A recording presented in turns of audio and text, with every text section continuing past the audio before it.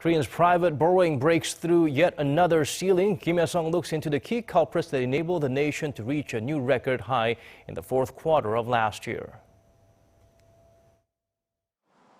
The Bank of Korea says the country's total outstanding household debt increased to more than $1.1 trillion as of the end of 2016. Commercial banks lent out far less in the fourth quarter than they did in the third, $11 billion versus $15 billion, bringing outstanding bank loans to around $540 billion.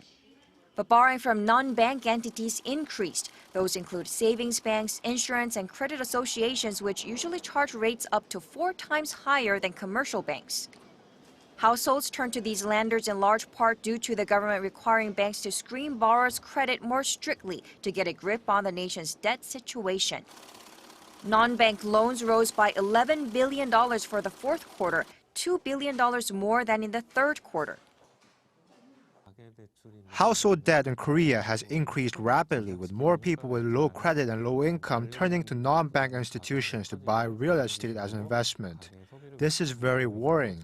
The U.S. is expected to raise interest rates, which will increase the burden of these debts, hurting household income, damaging the cycle of consumption, and in the long run, the whole real economy. According to the Bank for International Settlements, household debt can hurt a country's economic growth when its ratio to GDP surpasses 85%. Among 20 emerging markets, Korea has the highest household debt to GDP ratio of 90%, raising concerns about its economic vitality and the long-term sustainability of growth. To contain ballooning household debt, Korea's financial authorities said Tuesday they will apply measures to tighten credit lending from non-bank institutions starting next month. Hye-sung, Arirang News.